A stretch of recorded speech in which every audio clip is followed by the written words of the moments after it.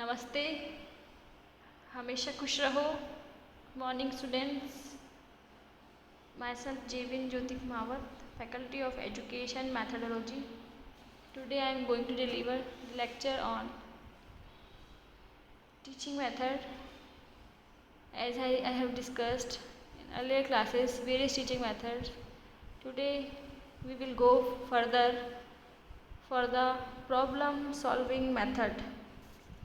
This problem solving is related to other terms such as thinking, reasoning, decision, decision making, critical thinking, and creative thinking.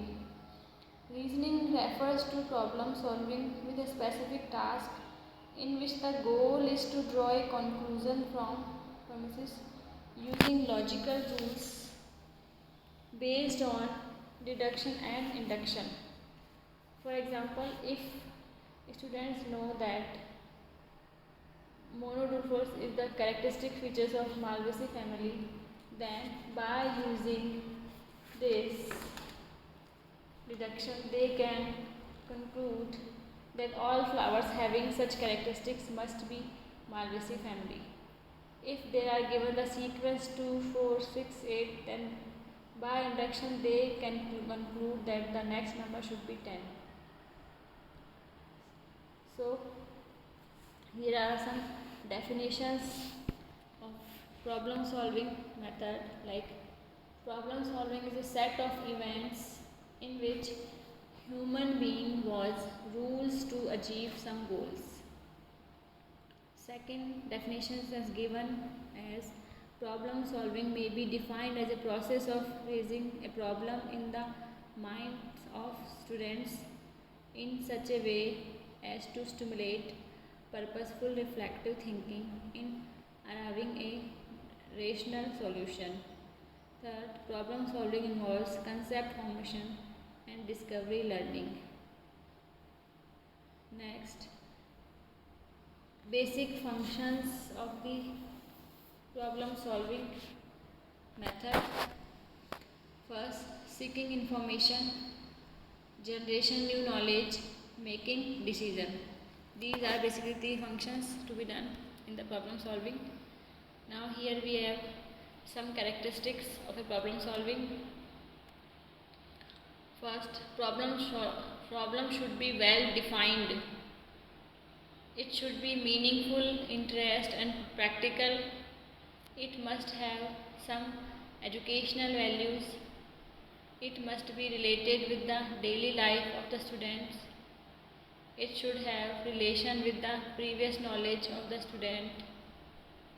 This problem solving should have correlation with the other subject also, and this should develop thinking and reasoning power. Problem solving should develop scientific attitude among the children. These are some characteristics. Now here are some steps in problem solving methods. First step, as we can take definition the problem, mainly what the problem, basically how it will be defined, that particular the point is first step considered.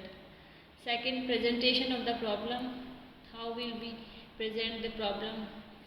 Then next further, formulation of hypothesis. Then fourth, data collection. Then go analysis and organization of data. Then drawing conclusion and testing of conclusion. These 7 steps are followed for this method. Now one by one we take all. First, defining the problem. The nature of the problem should be very much clear to the student and teacher both. The pupil should feel the necessity of finding out the solution of the problem which is selected and formulated. Presentation of the problem. After defining the problem, teacher should make it clear that how this problem can be solved and how the related data and information can be collected to get the solution of the problem. Second, Formulation of hypothesis. Formulation of hypothesis means preparation of list of possible reasons of the occurrence of the problem. It should be kept in mind that formulated hypothesis must be teachable. It develops thinking and reasoning power of students. Now for data collection.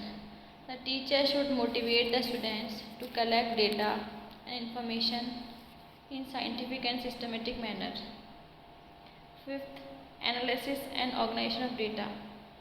On the basis of collected data and information, the formulated hypotheses are tested. Various statistical techniques are used to analyze and organize the data. 6. Drawing conclusion.